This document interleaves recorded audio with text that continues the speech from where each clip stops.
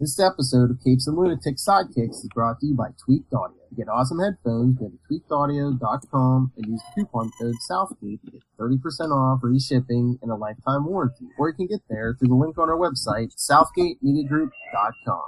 What about our Quasar podcast, The Quantum Zone? What about our Quasar podcast? Wendell Vaughn, the first Earthman ever appointed Protector of the Ages, bonded to the energy-transforming quantum bands that are weapons and symbols of his station, fights an ongoing battle to defend all life in the universe from cosmic evil as Quasar. I wish I would have thought ahead of time. It could have been like, we could have recorded, hey, what about that Cosmos and Collision? What about that best story of all time? That's right, That's everyone. the one. Welcome to the Quantum Zone. We're finally here. You thought Will was excited for Journey in the Mystery. Just wait, people. He's levitating 5 inches above the chair. That's Wait, right. it's over. The greatest Quasar saga, and as Will just put, the greatest Marvel cosmic story of all time. Bar none. Coming of Galactus, please. That's right. This is better. The gauntlet is thrown. The Infinity Gauntlet is thrown. That's right. The death of Marvel. Yeah, whatever. So, again, this is another couple days after we recorded last episode. So, anything in the news? I guess we're still on schedule for that Guardians of the Galaxy annual in June. So, Yeah, that's right. Yep, I saw that. So the countdown to June continues. It's only 1 month away, I guess. That's right, because this Because is... May and Collision. Yeah. oh yes. When is this airing? May. May. Well, that's a big month, right? May I ask you a question? When is this airing? I'm guessing May 3rd. That would be the Friday. I believe so. Okay, cool. Hey, wasn't that Avengers Endgame great, guys? I can't believe who died. Yeah. Oh, sure, that was awesome. No spoilers. No spoilers, because we love you people. And two, we're recording this ahead of time, so we didn't see it yet. Yeah, it's still April 15th, so. Oh, Soshin, turn right. That's right. We got a voicemail for this issue. I almost got a spit take out of Phil. That's right. I was going to say, drinking out of my new Deadpool cup because, like I said, Walmart didn't have any Quasar or Matt Koenig cups. But see, Deadpool, to remind you all, this, if you're hearing this on the podcast, it's already been there, done that. But Wade's World returns Friday on our YouTube channel and eventually on the podcast. We'll be sharing Thursdays with Comic Capers, so the day before this show on the podcast. So Cool. Wade's World. Party on. Oh no, you've never heard our theme song? No. Let me see. I think. Oh, did I move that? See, Lil, if I'm permitted. Chimichanga time. Celsior.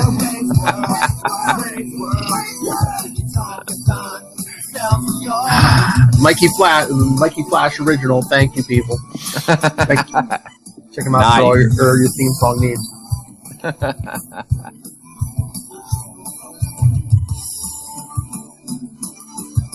All right. You went the whole song. You got to tune in. Yeah. So, I mean, this isn't like the last 6 weeks where I've been like, okay, let's kill some time before the issue. Should we just jump into the issue? Let's do it. Yes. All right. Yeah, because I was going to say, I got a 3-minute voicemail at the end to play for this. Quasar number 19 with a wonderful cover. That's right. By Greg Capullo and Keith Williams. Quasar wrestling with Jack of Hearts in orbit, and then look who's poking out of the side of Earth down below. Good old Doc Strange. Plus, Doctor Strange. Yes, making his first appearance since what? Quasar number 2? Uncredited on-street appearance, remember that? outside Oh of, yeah. Oh, yeah. That's right. Oh, no, Yeah, didn't- wow. No. Didn't he make an appearance in, was it Journey or after that? Because then, Oh, or wait, or was this, wait a minute. I think he was just trying to call him during accident. Yeah. He never picked Okay, up. yeah, because I think this, because I was going to say, wasn't he trying to help the squadron? But that's this issue, so. Yep, that's actually, this Yeah. one. I was confusing my reread with what we've already gone over. Okay. Sorry, spoilers. So yes, Cosmos and Collision Part 1, first part of the greatest Quasar story ever. That's right. And these prologues are awesome. I mean, there's one in... Yes. Is there one in the final chapter in 25, or is there just 6 of them? The prologue. I'm trying to... Oh, I got it right here, but... Yeah, okay. Well, here, let me jump it. Because... Nope, Yeah, there's just 6 of them. The 7th part, Yeah, because they jump right in. With the, right in, yep. The Watchers are Yeah. watching the you-know-what, yeah. The big old you-know-what. The Cosmos in Collision? Yes. Right down the drain, yes. So, yes, this is part 1, Refugees. And you're like, who's the refugees? We'll get there. But, yes, from February 1991. So long ago. So long ago. So I long. remember that year. So do I. God, I'm old. Yeah, me too. I was going to say 91. I was 13? Yes. I was You don't have to say well. 19. About to turn 20 that year, yes. God, I'm old. Conan's beard was only half the length. Yeah, that's right. yes. I've watered it many times since then. It's getting big. Oh my lord! If we could ever market, who put out merchandise, Chia Kona.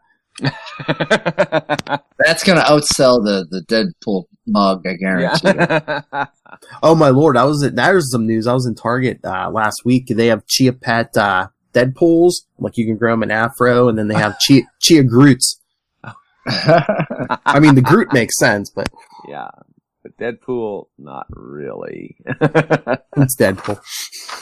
Make him look like Bob. Make him look like Bob Ross. Yeah. All right, so Refugees by. Before we get into it, I'll just do the credits now. Mark Grunwald, of course, writer. Greg Capullo, penciler. Keith Williams, inker. Janice Chang, letterer. Paul Beckman, colorist. Len Kaminsky, managing editor. Howard Mackey, editor. And, of course, Tom DeFalco, cosmetician. Cosmetician, wow, that's awesome. I forgot about that. That's right. Behind the scenes, he helped several of these characters tonight with their makeup Yeah. and hair. That's why the colors are so vibrant. I mean, it's tough, especially when they're just an emblem in space. That's right. All right. And like Will said, most of these issues, except for the last one, have prologues, leading up to giving us some behind the scenes stuff. So this one begins prologue. Unknown to the astronomers of Earth, the planet Saturn has a companion, a celestial body whose area surpasses that of the seventh planet itself. The celestial body is not, however, a planet, moon, asteroid, or ring system. This body is alive and sentient. His name is Kronos, and once upon a time he was one of the first generation of Eternals, an experimental offshoot of the human race whose bodies were driven by cosmic rather than chemical energy. While Kronos obsessively probed the secrets of the Eternals' life force, there was a mishap, an explosion that scattered the scientists' molecules to the solar wind. Since that day, some 5,000 years ago, so by some accounts, when the brethren went into captivity. Oh, sorry, I won't bring it up again. I won't bring it up again. Flashback. We're beyond that. We're beyond that. Bad acid trip. Okay. Collect yourself, Phil. Quit it. Will's gonna have nightmares. That's right. All right. Since that day, some 5,000 years ago, Kronos' body and mind have been expanding. An acid trip. As he expanded, his bond with other living things grew as tenuous as his physical form, for in all the galaxy there was no one who could relate to an existence such as his, or so he thought. 3 years ago, as time is measured on Earth, he was disabused of that long-held notion. So 3 years ago, people. We see Kronos turning around. It's just like floating in space. Turn around. What is this? A figure? As vast and nebulous as me? I acknowledge your presence, stranger. Please tell me who you are. And that's what the purple figure says. I have no name anymore, I'm afraid. And you? I am Kronos, once an eternal titan till I exploded. And you? How did you come by such an ephemeral form? Treachery, beings jealous of my power, forced me to hyper-enlarge myself. Clue. You seem to be quite used to your immaterial existence. For me, it is still very new. Tell me, what do you do? How do you spend your boundless time? And Kronos tells him, once I had parochial concerns. I looked after my people, the Eternals of Titan, in essence becoming their benevolent god. Then I became bored. My attention began to wander, and I inadvertently allowed a monstrous evil to be born at my very bosom. His name was Thanos. Thanos. You know, I know a lot of you people listening to this may never have heard of this person, but trust me, he's a bad dude. He's totally a bad dude. At least by half. That's right. His name was Thanos, but he... Oh, snap. Oh, did you guys ever hear my Thanos joke? No. Okay, I have it recorded. Hold on. It's a kind of a Infinity Ward Thanos joke. Your mama's so big, Thanos had to snap twice. Yo, mama. Speaking in, send your yo mama jokes in for Wade's World. All right. His name was Thanos, and he decimated the world I'd put under my protection. Too late, I took steps to counter his insane machinations, but the damage had already been done. Ultimately, Thanos proved to be his own undoing. He has since returned to plague the universe anew, as we'll get to an Infinity Gauntlet after we do Cosmos. Yeah. He is in fact at large, even as we speak, but I just can't muster up the inclination to care anymore. And the figure says, what do you care about anymore? Anything? And Kronos says, yes, I spend all my time now searching for the face of infinity and beyond. I glimpsed her face. I glimpsed her hand once many cycles ago when a tiny fraction of her power was being tapped by the Earth God Odin. And we have an editor's note here. The father of the mighty Thor. See Thor number 1. Is that 185? Yes. Thor number 185. So yes. Wait, that's when Odin is revealed to be his father. Okay, Maury Povich. So what? So Kronos is all Thor that he hasn't seen Infinity. And the mysterious figure who I'll clue you people in on is our cosmic threat. So the cosmic assassin. That's right. And so he has Infinity or Kronos. Infinity is a being. And Kronos says, oh yes, she's one of the abstract entities in the universe, like eternity, chaos, and oblivion. I've never heard of these entities. Who created them? How did they come to be? Kronos, I don't know. No one I know of knows. A few beings are even aware of their existence. Why is Infinity so interested in you? And Kronos, why? Because she's the biggest of them all. The older I get, the more my body drifts apart. Someday I will dwarf the solar system, then the galaxy, then the local group. But even at the rate I'm going, I may never catch up to her, so I want to see her. After all, she defines the very space into which I expand. Sounds like a heavy relationship. Yeah. Also, are his priorities backwards? He wants to go with the solar system, then the galaxy, then the local group. Come on, build locally, and then you get a bigger audience. I mean, gotta expand and collect. You know, be one with the solar system and the whole galaxy before you can get into that local union. Yeah. But even at the rate I'm going, I may never catch up to her, so I want to see her. After all, yeah, that's already read that. Wait, where are you going? So the mysterious figure flies away. I have business. And Kronos, please stay a while longer. I haven't had a visitor in ages. And the mysterious figure says, I'm sorry, I can't. If I see Infinity, I'll give her your regards. Then he's thinking, the setback that rendered me discorporate has been a blessing beyond imagining. Thanks to this talkative buffoon, I've learned of levels of power existing in the universe beyond my wildest fantasies. fancies. I have purpose, direction, impetus. Once more, I will seek out these abstract entities, strike alliances with them, see who will lend their power in my conquests. Get behind me, Thanos. I shall make whatever evil you have wrecked seem like child's play. Will agrees. Yeah. But we flash forward to time, the present, 1991. The place, Project Pegasus, upstate New York. The players, the X Squadron Supreme and Quasar. Because remember, it was the 90s, as we joked, as Makari joked, the X groups were big. Yeah, that's right. We see Quasar and Dr. Spectrum arm wrestling with their various powers. Giant energy hands, yes. And we see the wizard saying, "Come on, Spec, you almost got him." And Shape, Spectrum. And Hyperion's actually like, "Don't listen to them, Quaz. Spectrum's hit the wall." Hey, first off, let me say, who would not totally do this? I mean, come on. Exactly. Right? At this point, it's just a contest of wills, right? Yeah. It would be awesome to have a, Quasar, Green Lantern, yeah, that'd be awesome. It's a fight of wills, like if we locked you in a room with another will. Or with myself. Wait. Yeah. Hey, this is a family show. Don't be fighting with yourself. Who will survive? Who will? I will survive.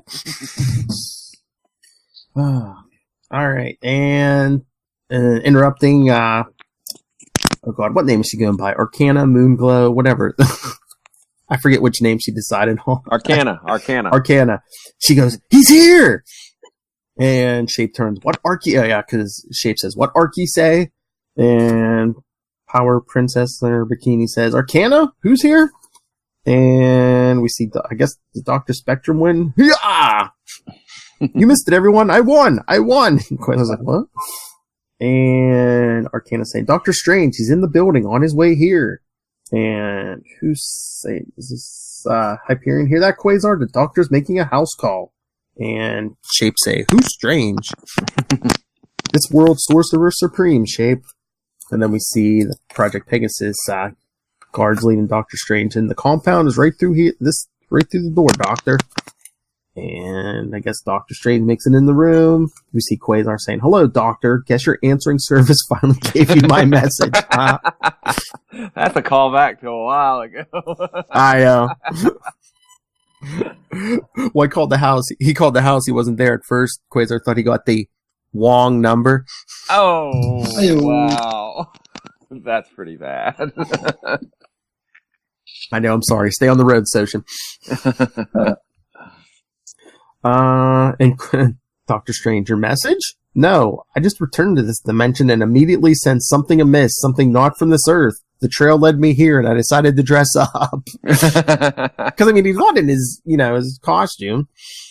He has a pretty big bolo tie. With no strings attached. I have Aga bow tie. Yeah. Or is it the soul tie? Soul gem? Does he have the soul gem? No, that's just the Eye of Agamotto. In the MCU, the Eye of Agamotto is a soul gem. Yeah, right. It's a soul gem. Yeah, it's just this mystical object here. It had to be. It couldn't be magic. It had to be a gem in the MCU to get it through the Chinese censors. I think I heard. Yeah. Really?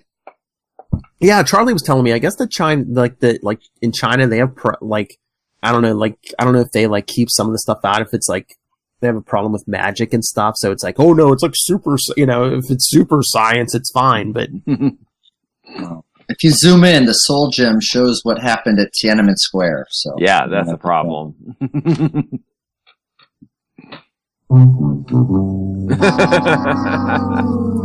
Thanks for that joke. Thanks for that joke, Matt. I'm bringing it down. Oh, I got it. Thanks. I got that reference. I thought you were saying my Tiananmen Square joke didn't work. I was like, wait, I thought it was okay. Well, no, thanks. Let's not run this joke into the ground, okay? No.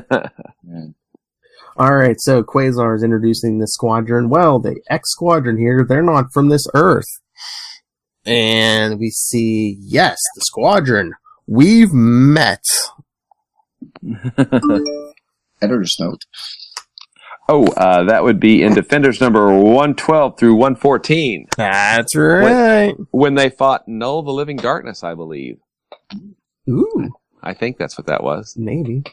And Quasar's like, you have? And I love they're like, hello, doctor. Wait. Is that Power Princess saying, hello, doctor, question mark? Hello, doctor? Are you a real doctor, or are you just calling yourself that? She's questioning his medical degree.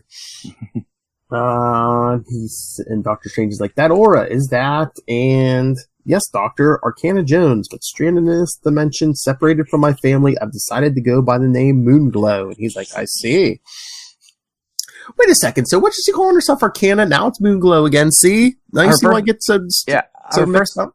Her first name is Arcana. I know. And her code name, I guess, is Moonglow now instead of Arcana, which seems to be a very bad code name if it's actually your first name. Yeah. Like in The Dark Knight Rises when that kid's name was Robin. I know. Yeah. But look at Doctor Strange. He's just like, oh, you're saying your family's in a whole separate dimension, huh? Your husband's in a whole separate dimension, huh? And he's Doctor Strange. This unearthly presence felt. It's not the squadron. And Quasar says, it's not. And Doctor Strange says, no, it is something evil. Get ready to smash that again in just a second. That's what she said. Yeah.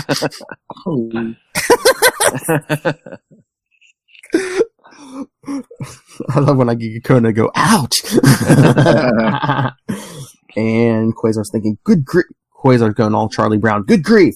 Could he be talking about the cosmic menace my mentor warned me about? There you go. Now slap that.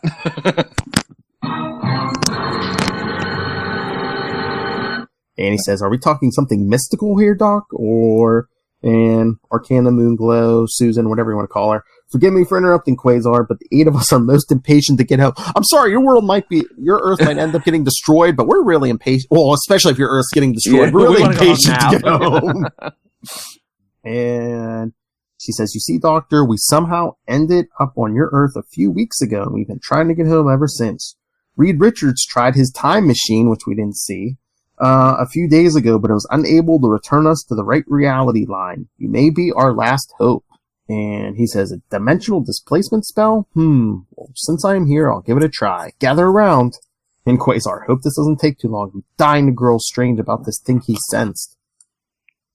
And the squadron gathers around, and they're all like, bye, Quasar, it's been fun. Don't take any wooden quantum bands, Quaz. I'd take some wooden quantum bands. That'd be cool. Hey, if they look like the real thing, hell yeah. And we see the wizard say bye to Makari for me, okay? And Quasar saying, so long, you guys. Come again sometime. Doctor Strange starts casting the spell. By the force that multiplies, an image in a mirror, shift these 8 back from where they stand, back to their native sphere. And then we see, what? It looks like the squadron's been cut in half, and we can only see half of them. Yes, it's kind of wild looking, actually. Yeah, it's like split them right down the middle, yeah. Yeah. And yeah, Doctor Strange and Quasar are both standing there with their mouths open. Doc, tell me I'm seeing things. Tell me half the squadron isn't missing. And Doctor Strange said, this shouldn't have happened. They're each stuck midway between dimensions. And Quasar, well then, either push them through or pull them back. I'm trying, but it looks like Quasar, well, it's hard to tell the way, the angle of the panel, but it looks like Quasar's saying all this. But I'm trying, but something's jamming my spell from the other end. And Quasar, is there anything I can do? And Doctor Strange says, yes, I cannot move from here lest they lose their touchstone with this reality. But I can send you into interdimensional space to deal with whatever force has them shifted out of phase. Quasar's like, what? As he gets teleported away.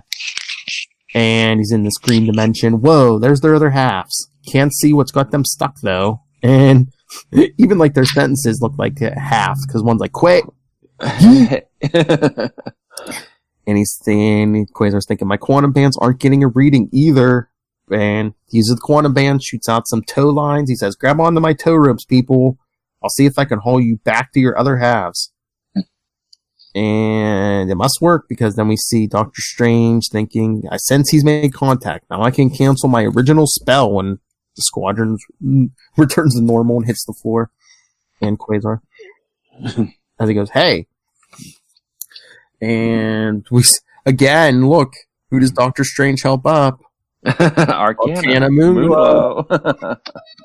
Playing favorites.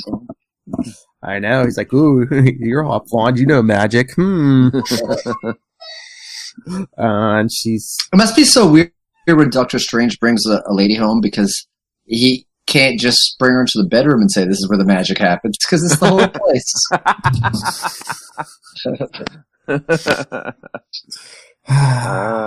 Nice. See what we can do with good material, people. Yeah, there we go. I know the last 6 weeks have been slow. We're back. Yeah. All right. Highbrow humor mode. Come on. That's right. The highest of highbrow. That's what she said. Anyway, but so Arcana saying, or Moonglow, whoever, is saying it was him. He doesn't want us back, so he set a trap for us around our world. And Doctor Strange is like, who? And Quasar, whoever's lying on my cape, please get off. That's awesome.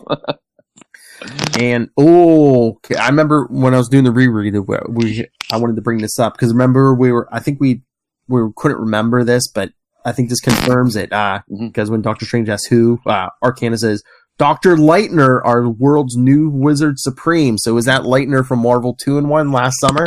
I think so. I really do. Because remember, they dropped him. They're like, oh, who knows what other dimension we dropped him into? Well, because Arcana explains, as you see, when the old Wizard Supreme died, he appointed my newborn son Benjamin to be his successor. But Benjamin exchanged places with Lightner in order to save our universe from the menace Lightner had become. And that is as shown in the Squadron Supreme graphic novel. After you people dumped him in our dimension. I think that's the Death of the Universe one, right? I think so, yeah. Which takes place after the Squadron Supreme 12-issue series. Yeah, I was going to say, it's not the original series yet. Yeah. It's after. Okay, and Moonglow Arcana is saying, now my son is retracing the path Lightner took through the dimensions, restoring space wherever Lightner had consumed it. That's right. That's exactly what he did during the Marvel 2-in-1. So yeah, definitely. Yep. And Doctor Strange says, I could attempt to communicate with this Wizard Supreme, but ultimately I'll have to respect his prioritership over his dimension, even as I would expect him to respect mine. And Wizard gets in his face. Just a minute, Doctor. You're telling us that we're stranded here in this dimension of yours, cut off from our families, and you're not going to do a thing about it? And Doctor Strange, I'm sorry, I risk an interdimensional war. And Wizard, who cares? I just want to see my Maddie and Tina again. And Arcana tells him, I'm cut off from Phil and my children too. Stanley, it is not right for us to ask him to go to war for us. Oh, I miss you too, Arcana. And the Wizard, then we're trapped here forever? And Doctor Strange, no. Oh no, Arcana, no. Once my son is through retracing the path Lightner took, he will end up where Lightner started from. Here, at Project Pegasus. He will be able to take us home. And Quasar saying, I'm sure the project will let you folks stay on here as long as you want. Or if you're going to be here for a while. That's an understatement. Yeah. I was going to say, because I remember, there's like isn't there an Avengers annual where it's like Avengers versus Squadron Supreme? That's like, I think it's around 99 or 2000, so it's... Yeah, it's during the Heroes Return, by, was it Busiek and maybe Pacheco? I mean, wasn't that they did before Avengers Forever? Yeah, I think so. Because, I mean, so, yeah, they're going to be here at least another 8-9 years our time. All right. And then, as Quasar sees that arrangements are made at the project, high above the plane of the solar system, a former native of Earth lands a ragtag caravan of starships earthward. Because, hey, remember all those stranger laboratory subjects that escaped? What happened to them, I wonder? I know! We see they're being towed by the Jack of Hearts. Jack of Hearts, it is I once more. How are you holding up? Someone's calling him. He says, I'm okay, Sergey. I can make it. Sergey, I wonder who that could be. Another big figure who's going to harass Quasar from time to time? Perhaps. Perhaps we will feel his presence soon. Oh, nice. There you go. Thanks. And Sergey says, good. Compared to the distance we've already traveled, we have not much further to go. And Jack of Hearts, better check on the rest of our passengers, okay? But before we get more of them, sometime later on Earth, and it doesn't say it, but I guess over Manhattan, Doctor Strange and Quasar are flying home. Look, he has his cape on. You know. Yeah, business casual. Yeah. Must be casual Friday. Quasar veers off and says, keep me posted if you learn anything about that evil presence you sensed, okay, Doctor? And because you see Quasar flying down the 4 Freedom Plaza, and there's the sign of the 4. Office. Sweet office. And after an instantaneous change of attire, because he uses the corner bands now. That's right. Walks in the office. Kayla, what's wrong? You hear from Miss Steckley? And she says, yes, she's in your office. And he's like, he's like, blast it, I keep this door locked. How in? And he walks in, and there's HD looking all disheveled on the couch, and Ken sitting there talking to her, Miss Steckley. And Ken says, it's like she's in shock, boss. When Kayla and I came back from lunch, we found her here sitting in your room. And Wendell says, what happened, Miss Steckley? Where have you been the past 2 weeks? She says, I had a minor medical emergency. I'm okay now. And he says, I think you better go home till you feel better. She says, no, I went to work. And he says, I insist. Come on. And it looks like he's trying to help her out the door. And she flips him on his butt. Classic judo throw. Uh-huh. That's right. Judo, eh? Who would know martial arts? It may have some cosmic links. I don't know. And then, I don't know, might have a future with a Quasar. But she throws him on his wump. And he kicks wump. His wump shaker. And I guess he kicks the bookcase as it's about to fall over. It's falling over. Oh no, the bookcase! And we see I almost called her by her real name, her code name. HD says, oh my god, I didn't mean. And Ken's like, hey! But then, coming in to save the day, with a whoosh, we see Makari, or should we say Mike Carey, catch the bookcase. As Quasar's thinking, the doorway to Eon's chamber came loose. And Makari puts it back and says, you'd have been booked on suspicion if I haven't stopped by. I love it. He's so corny. It's awesome. I know, man. He's like in-story Matt Kona. I like that with the bookcase. You see Eon right up next to it. Oh, yeah. You see the eyeball. It's like if you accidentally open a bathroom stall and someone's like, someone's in here. That would have been so funny just to see, like, a voice say, I didn't see what happened. Who said that? Makari. So, I caught the effect, but what was the cause? And Ken says, Miss Steckley just flipped him, Mike. And she says, I am so sorry. And he says, no harm done. So where'd you learn to do that? She says, I studied the martial arts when I was very young. I wonder where that could have been, because that move was out of this world. Uh-huh. A Titanic move. What? Titanic move. Oh, nice.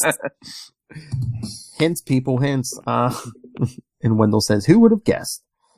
And he says, I'm serious now, HD. I want you to go home and get some rest. Let me see you home. She says, no, I'll catch a cab. See you in the morning. And Kayla, what was that big thump in there? And Wendell, I took a spill. He's like, man, if she isn't the oddest person I've ever met. And I know a billion-year-old big cosmic moss balls. And Kayla, what happened to her? Was she mugged? And he says, don't know. She was very vague. And Wendell says, what brings you up here, Mike? My feet, as usual. So Kona. Don't you remember? We're going apartment hunting today. Yeah, I'm getting sick of Dad. He's been acting kind of stiff lately. Oh, too soon. It's been months, Will. Come on. It's been almost a year. Our time. And Wendell says, oh, yeah? And Kayla says, "Oh, I've got an uncle who's a real estate agent. He might be able to help you guys." Might have heard of him. His name is Donald. It is 91. But an hour later on Park Avenue, HD comes out. She's living on Park Avenue. Like, she really needs that job. And then we see she's in a conversation with Eon. How is this possible? How is she speaking to Eon? She's not there. Almost like she'd have to be a telepath or something. Telepath, martial arts. Oh, and here, at the end of this page, another big clue. Exactly. So Eon's saying, "Why have you taken leave of the others?" And she's like, "What, Eon?" He's like, "Yes, we are linked now, you and I." And she's like, I know. I had to leave them. I'm not feeling well. All the time." But her thought bubble goes yellow like his. "All the time I spent inside you, neglecting to eat, drink, or sleep. It's taken its toll on me physically as well as mentally." Man, when couples get... he says, "It is in our best interest for you to recuperate as soon as possible. You'll need to keep Quasar's companions under constant surveillance." She goes, "I know." She's drawing herself a bath because we see the skirt come off. He's like, "It is going to happen soon." And she says, "So you told me. Look, 6 hours to myself is all I ask. Time for a hot bath, room service, and some sleep." As she's taking the rest of her clothes off, and then she's thinking, "Surely the cosmos can wait until then." And he says, "Do not be too sure." As she takes off a wig. She takes off her hair. Martial artist, telepath, perhaps bald. You people are dense if you're not getting this by now. Yeah. Or you haven't read a Marvel comic. Master of Kung Fu. Come on. That's right. Shang-Chi. Yeah, but come on, be fair. Everyone was Kung Fu fighting. That's right. All right. And meanwhile, 40 blocks uptown on the Upper West Side. So Upper West. So we're moving on up? But that would be to the east side. Well, again, this apartment doesn't look that bad, but it doesn't look deluxe. No. So we see Quasar and Makari talking to... Is that Kayla's uncle? I don't know. I don't know. Some guy. He says, "So what do you fellas think? A butte, huh?" And Quasar, "Well, it's definitely the best place you showed us so far, Mr. Garfield." He says, "Murray, call me Murray." I'm in a good mood today. It's not Monday. And he says, "Anyway, not to be putting pressure on yez, but I'm showing the place to a couple of models at 4:30, so if you want to keep them from snapping it up." And Wendell says, "What do you think, Mike?" And he says, "Let's take it." And after the papers are signed and a check is written, I wonder who's writing the check. I'm betting it's Wendell. Somebody who's not an Eternal. Somebody who has an actual bank account. Quasar, "Well, looks like we're Manhattanites at last, bro." And Mike's like, "Yep." It's funny because, like, at the end of we'll get there in like another 10 issues or 20 issues, but it's like Quasar really doesn't even spend that much time in his apartment. Yeah. Like, he barely has time to move stuff. And Wendell says, "Say, is something up? You've been awful quiet today." And Mike Makari says, "Oh, I'm still a little bummed about not being the fastest man alive." Which was the issue number 17. That's right. Great race. We've been getting a bunch of comments on that on YouTube on that episode between the runner and Buried Alien going back and forth. That's right, people. Buried Alien and the runner were both commenting on that. So yeah. subscribe to the YouTube. And Mike's saying, "I'll get over it." And Wendell says, "I'm going to call Kayla. Tell her the news. Maybe she'll want to go out to celebrate. Interested?" And he says, "Nah, I'm going to dash off to Olympia, pack up my gear." And he runs off saying, "Later, Q-Man." Yeah, because Makari wouldn't be interested in Kayla. All right. That night at a popular 3rd Avenue eatery, Kayla, "So how'd you and Mike meet anyway? He just doesn't seem like the type of guy I'd expect you to hang out with." And Wendell, "Well, we met jogging, actually." True that. I almost caused him to drown. Oh, wait, what? And Kayla, I can't say I'm sad he had to beg off, Wendell. You don't know how long I've been waiting to have a little time with you all to myself. He's like, really? And she's like, do you think it's wrong for a boss and a secretary to date? Well, no. As long as the secretary doesn't feel pressured or anything. And she's like, I've had a crush on you since the day you hired me, Wendell. I thought it was pretty obvious. I thought I was pretty obvious about it, but I guess not. As we like zoom in on her lips, I even broke up with my boyfriend on Staten Island. Please, you're doing yourself a favor. I might be free to see you socially whenever, but you sure don't let a girl know if you're interested or not. I was beginning to wonder if you even like women. You do, don't you? Or is Mike? Oh, he loves women, Kayla. And Wendell, yes, I like women, Kayla, and you in particular. I've just been so busy getting the company off the ground and other things. I just haven't thought that much about my pitiful social life. And she was like, I was hoping that was it, that you had a pitiful social life. And she says, well, you know the saying, all work and no play. And of course, the minute she says that, what? My quantum bands. Invisibly tingling. And Wendell smacks himself on the head. Oh no, something just penetrated my Earth surveillance net. Nothing else is getting penetrated tonight, people. Kayla, Wendell, what's wrong? Don't tell me you forgot another important appointment. He's thinking, blast, blast, blast! This is the part of being a superhero I hate the most. And then he's like, Kayla, I'm really sorry, but I have to go somewhere unexpectedly. I was about to give you another here's the big moment. I was about to give you another lame excuse like I do several times a week when I have to run out of the office. But after the way you opened up to me tonight, I just can't. I want to tell you the truth. I want to explain why I have such mysterious comings and goings. And she's like, yeah, go on. And he says, look at my wrist as the quantum bands appear. Ever hear of the new Avenger Quasar? And she's like, I think so. Wait a minute. I think I've heard of Quasar. Didn't he save her life in issue 3 from the Angler? It could have been Marvel Boy. Yeah. Oh, what if it's the whole the folding of reality for the new costume? What if that messed with her memory? Oh, that's right. It could. I hadn't thought about that. Yeah. But it was him there, and it would have been in his other costume. So it still would have been Quasar. I don't Maybe know. she really does only have eyes for Wendell. Maybe. Because now, thanks to the reality inversion, he was wearing a mask at that point. Mm-hmm. And Wendell says, well, I'm him. Reason why I have to run out of the office so much is because I'm answering emergencies all the time. You see, I've been appointed protector. Let's just say it's my job to be on the lookout for extraterrestrials. My quantum bands here respond to this energy net I've rigged around the Earth, and sorry, I don't have time to go into details right now. Tell you what, I'll call you tonight if I get back soon enough, okay? Here's some money to pay the bill. I've got to run. I'll explain everything to you later, I promise, okay? I'll even take you flying, like in the Superman movie. Bye. She's just sitting there stunned because the waiter's like, was there something wrong with the food? As Wendell runs out. Outside the restaurant,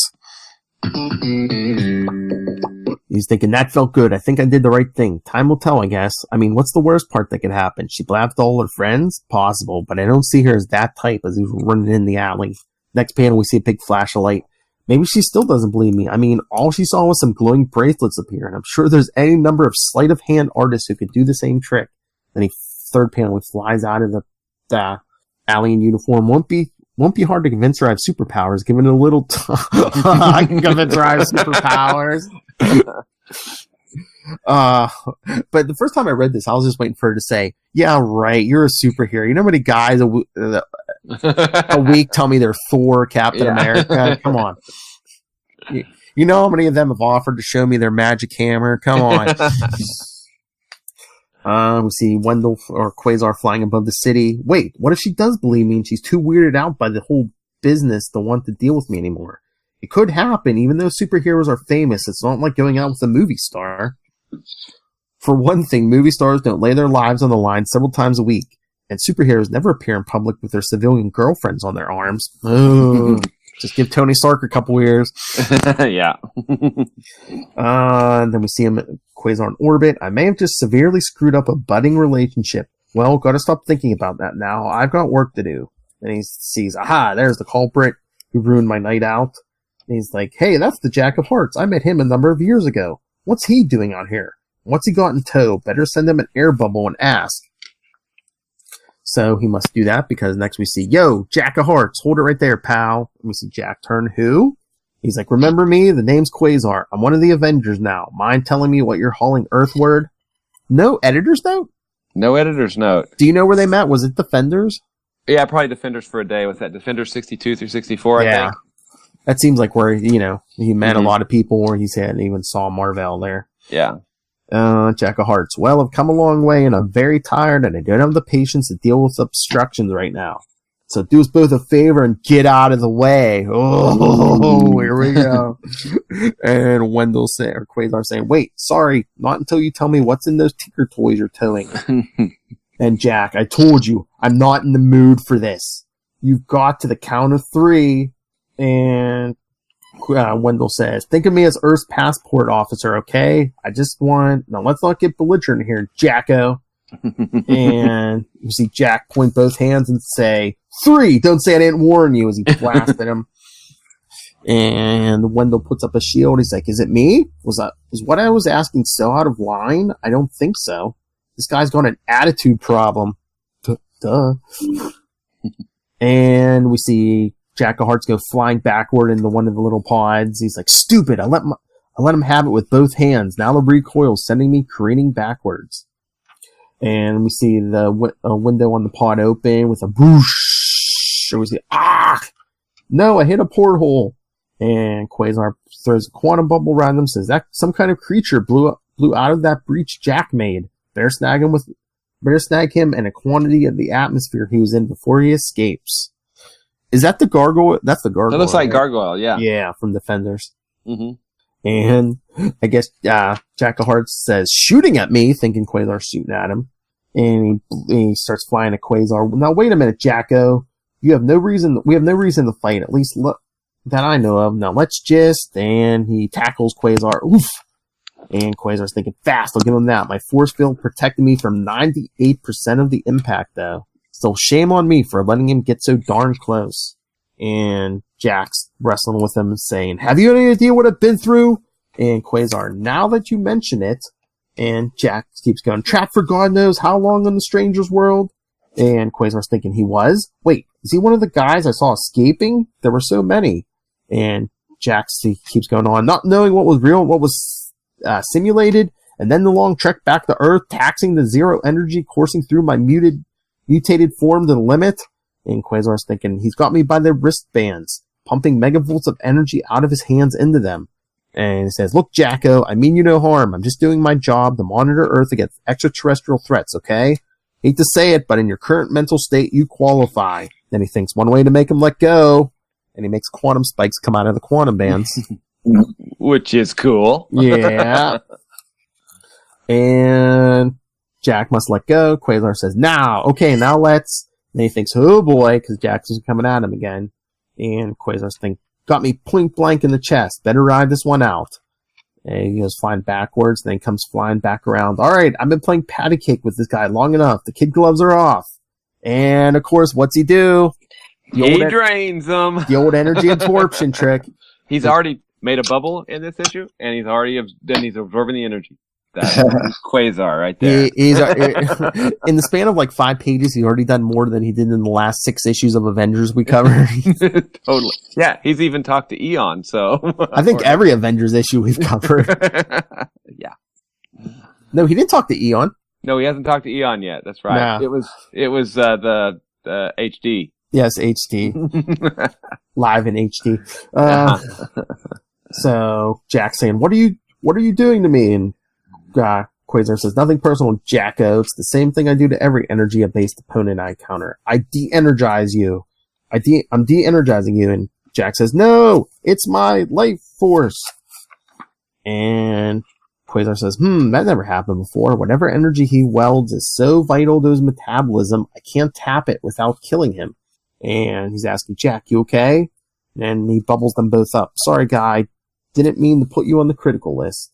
And he's thinking, better get him to Earth. He may need medical attention. And he says, can you hold on for 10 minutes, Jack? It may take that long to get down from here. And he's like, Jack, can you talk? And Jack puts his hand up and blasts, shut up! And the blast ricochets off the bubble, finally hitting Quasar and knocking him into the side of the bubble. And he's knocked unconscious as Jack picks him up and a voice says, excellent work. And we see Jack turn and see two figures, and he says to the one, Sergey. And Sergey, who is now revealed, says, in his golden armor with his egg helmet, now quickly finish him off. Close range blasts to his temples should be sufficient to do it. Jack says, you mean kill him? Why? And, yes, say Sergey does drop his name at the end. Last panel, Sergey says, if you do not have the stomach to complete the task, then I shall stand back while I shatter this feeble sphere. Once Quasar is out of the way, nothing can stop us from making our presence. Because that's Sergey's the presence. We're making our presence known to Eon. You must not miss next issue, Assault on Eon. And that's the Red Guardian there that's with him, right? Or is she called something else now? I believe at one point she's Red Guardian. I don't know if she changed her name or not. Because didn't she? Yeah, because she was like a Red Guardian, like a suit. Didn't she get? Yeah. Then she gets like cosmic powers or something. Cosmic powers, yeah. But yeah, she's his traveling companion. So, I don't know, people. Is this the threat from space Eon appointed Quasar for? Is this the guy talking to Kronos? I don't know. Actually, we do know. We're just not saying. That's right. No spoilers. Come on. All right. So let me pull up the voicemail because, like I said, we got a 3-minute voicemail from Ray from the Into the Night Moon Knight podcast and the Last Sons of Krypton podcast. All right. You ready to hear his take on this issue? Ready. All right. Like I said, he used the whole entire 3 minutes. Here we go. Hey, how you going? Phil, Matt, and Will. This is Ray. Just calling in to give some of my thoughts to Quasar issue 19, part 1 of Cosmos in Collision. This is a really cool first issue. Every time I read a Mark Grunwald story, I'm just so impressed. This part was really good. The opening with Kronos and the mysterious purple entity kind of started to get the ball rolling. There's a lot packed in here. Squadron Supreme with Doctor Strange. I thought actually Doctor Strange would have had a bigger role in this issue, which is on the front cover, but I guess he played his part with that little fiasco, I guess, with splitting the Squadron Supreme into two. And look, I also love the domestic side of Wendell's life. Seeing him go out on a date with Kayla, his secretary, that's kind of, bubbling along. That was pretty fun to see. Albeit Kayla looking very much, someone of the 90s, maybe dare I say it. But no, that was really good, and yeah, interesting that he actually revealed his identity to her. So that was pretty cool. And also, so finally the confrontation with Jacka Hart. And look, aesthetically, I really like this character. I think he's really cool.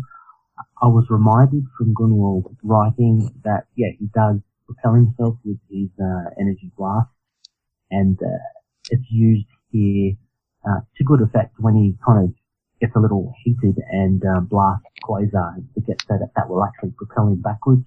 I think that was a good touch.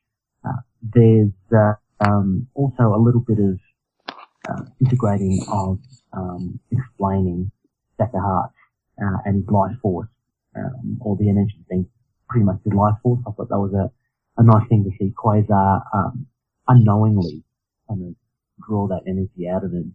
And it ended up with a nice little reveal at the end for what looks like to be enemies of Eon. So, and Jack of Hearts in cahoots with him. So, I've always seen Jack of Hearts as a sympathetic character. So I'd be interested to see how things unfold. I've not read Cosmos in Collision, so this is quite exciting to read.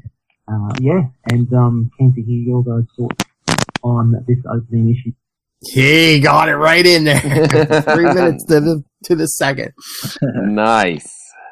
See, he was very good with his words, because if he said, "I'm eager to hear your thoughts," would have been cut it off. But he said, "I'm keen," one syllable. Boom. Economy of words. He's a podcasting professional. Like I said, you can catch him on, if you love old Marvel stuff, he does the Into the Night, the Moon Knight podcast. And if you're even a DC fan, he does The Last Sons of Krypton. It's funny because he has two different co-hosts for each one, but they're both named Connor. That's pretty awesome. Yeah. And you may have detected a funny accent. He is from Australia. So we had Quasar and Dr. Spectrum fighting with giant hands. Why do I sense a Kona moment coming? I'm actually not leading to one, I hope. But okay. Steve Lytle. It's taking a hands-off approach to Kona moments. Steve Lytle, who was a Quasar artist for about an issue and a half and did 2 covers, right? Or 3 covers. He was up at Kansas City, one of the Kansas City Comic Cons. Oh. So, besides giant hands, giant boxing gloves. Oh, Quasar versus Hal Jordan Green Lantern. Nice. That is actually out on the Quantum Zone, so you can find it out there, but I love it. It's one of my favorites. So, and Steve Lytle's awesome. I'm pretty sure I have a link to the Quantum Zone in the show notes every time, but if not, I'm going to do that. So, okay. What is it? QuantumZone.org? Yeah, just QuantumZone.org, and then if you go to images, I think. Let me check it real quick.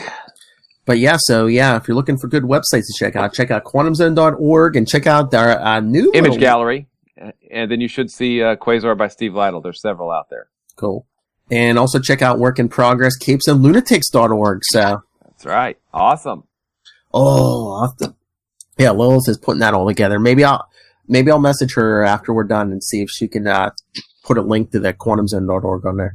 Sweet. I need to get it updated as soon as I can find a few spare hours. Because all our shows and the YouTuber and everything are eventually going to be looped into there. So I'll see if awesome. She can link that in.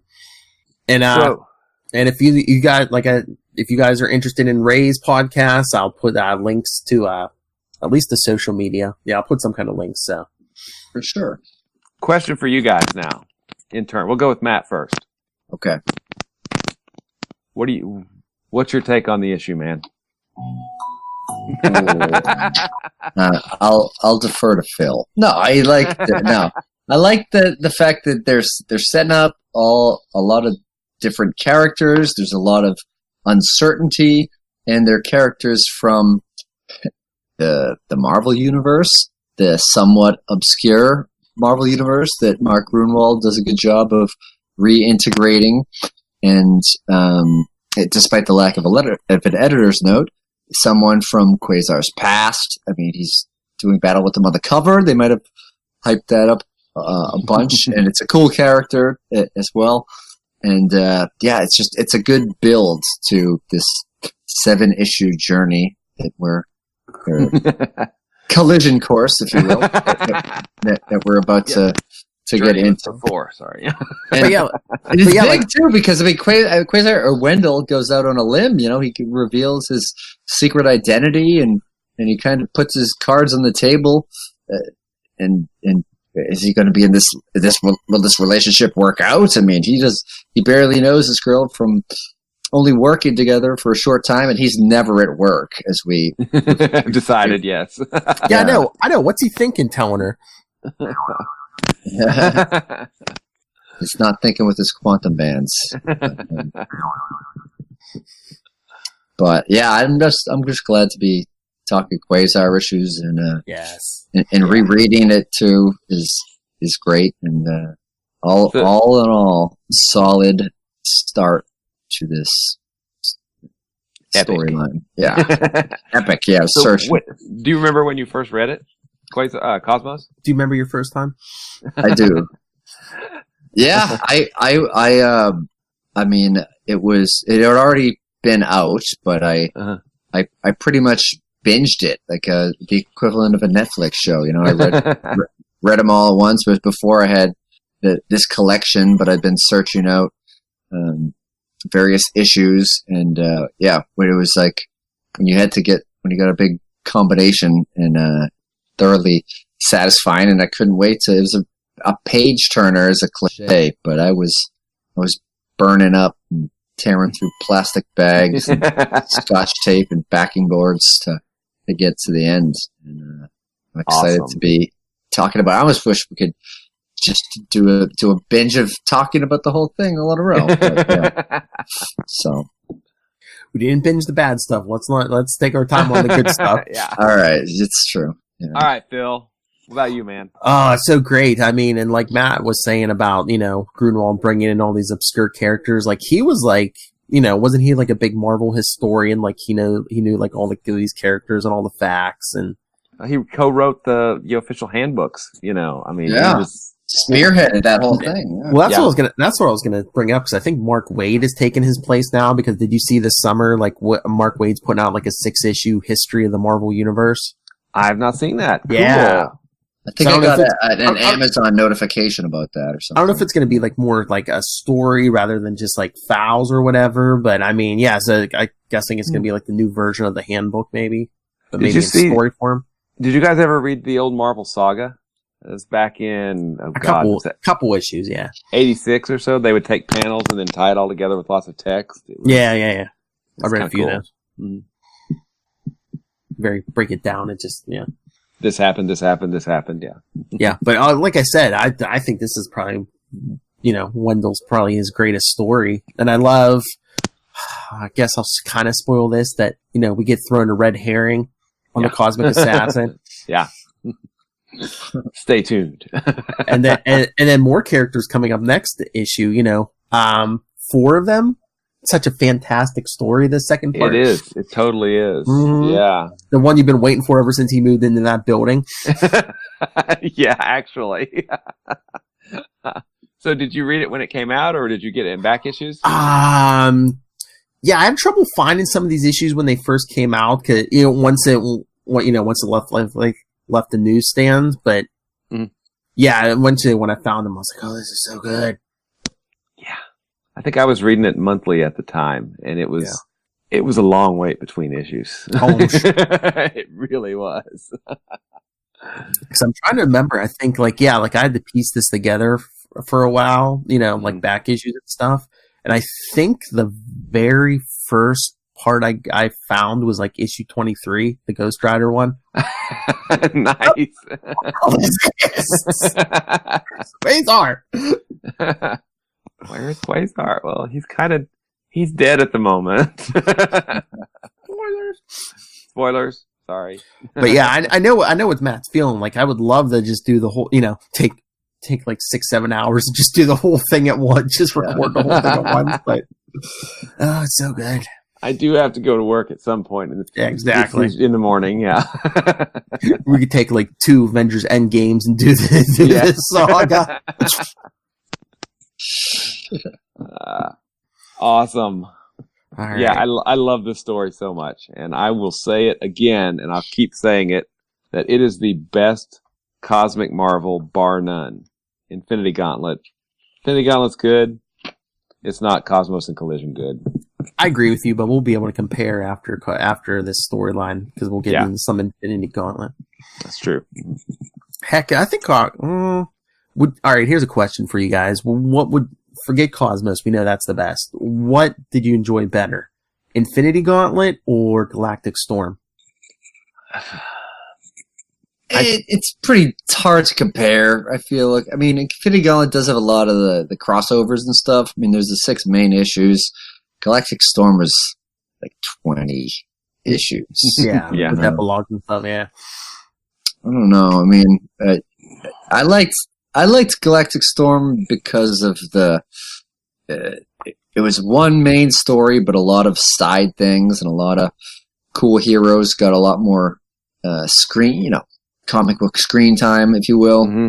it just seemed like Infinity Gauntlet. It's just like it's supposed to be like a good portion of the heroes of the Marvel universe, but Galactic Storm seemed to have more characters, and it was just all Avengers. Yeah.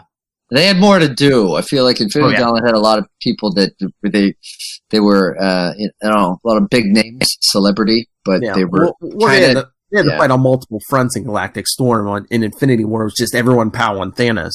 Yeah. Right. And I've always kind of felt that it's basically just Aladdin's lamp because it all gets wished away anyway. There's so much that happens in it that gets wished away. I'm like, what are you saying, Will? Stuff that's done with the Infinity Gauntlet can be reversed? No. What? Sorry. Yeah.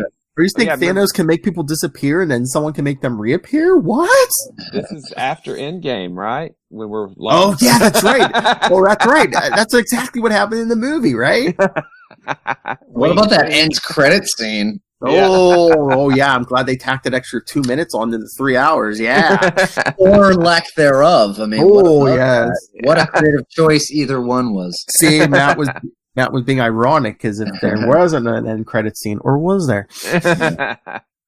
We won't spoil it for those of you who still haven't seen it by now. Yeah. Which actually includes us too, because it hasn't dropped yet. Do we need to preview next issue at all? Big things happen next issue. Well, I told you there's 4 guest stars. The story's quite fantastic. Uh-huh. Of course, we see Sergei, the presence. But the end of next issue Jack of Hearts. Oh, is that the falling out? Oh, yeah, next issue. Yeah. The end of, it's a big falling out, people. Yeah. And it's pretty rough. Something is revealed, something that's been something that's been rotting for a year. Rotting away. There we go. Yeah, that'll work. Lord. But yeah, come back. I think anyone listening to this is probably like, oh yeah, I'm coming back for the next part. Yeah. All right, so we done? We out of here? Yes. All right. Awesome first issue of Cosmos. That's right. So send in your thoughts. You can do the email, capesandlunatics@gmail.com. Follow us on Facebook, facebook.com/QuantumZonePod, @QuantumZonePod, and @CL Sidekicks on Twitter. Follow CL Sidekicks on Instagram. Yeah, you can leave us a voicemail like rated at 614-382-2737. That's 614-38-CAPES. And remember, now you can visit capesandlunatics.org. We're going to be looping everything in there. You can find one-stop shopping. Be links to everything, and hopefully I'll talk to Lilith and get quantumzone.org linked in there. So cool. Everything. It's a work in progress right now, but well, by the time you hear this, maybe it'll be done. Who knows? All right. Master of the Quantum Zone will come out from behind your bookcase. Where can people get a hold of you? They can get a hold of me at WALLRED on Twitter and Gmail and Facebook and all those places. They can also find my self-published comic Diary of Night at diaryofnight.com. And of course, I think we've only mentioned it about 1 billion times, but quantumzone.org. You're going to see such an uptick in traffic. All right. Matt Kona, speed back from Olympia. Tell us where people can find you. You can find me at Matt Kona, MATTKONA. Social media linked together, Facebook, Twitter, Instagram, all at one. Send me an email, mattkonastandup@gmail.com. Leave me a voicemail. I won't give out my cell phone. Just send it to the Capes and Lunatics number. But make sure you open up your phone app and you hit the timer and you get it in under 3 minutes. 3 minutes. See if you could do it exactly like rated. But Matt Cona's like, I'm not gonna give you my cell phone. All right, everyone. The fun is just beginning. This is only part 1 of a second 7-part saga. Oh, and part 7's over is exercised. Double size. That's right. Yes. Yeah. With Watchers and Celestials. Oh my. Oh my, indeed. Little floating spirits. We're gonna stop. We're gonna give too much away. In a black hole now that we can see them. Yes. That's right. That's right. Not the thing of comic books anymore. Now you actually can see a black hole. See, that's what we should have brought up. Yeah. That's all right. We got 6 more parts of Cosmos to go, and unlike the last story arc, we have no problem with that. That's right. So, everyone, Soshin, Ray, all of you listening, come back next time, Quantum Zoners, and remember, keep it quantum. Watch out for that bookcase.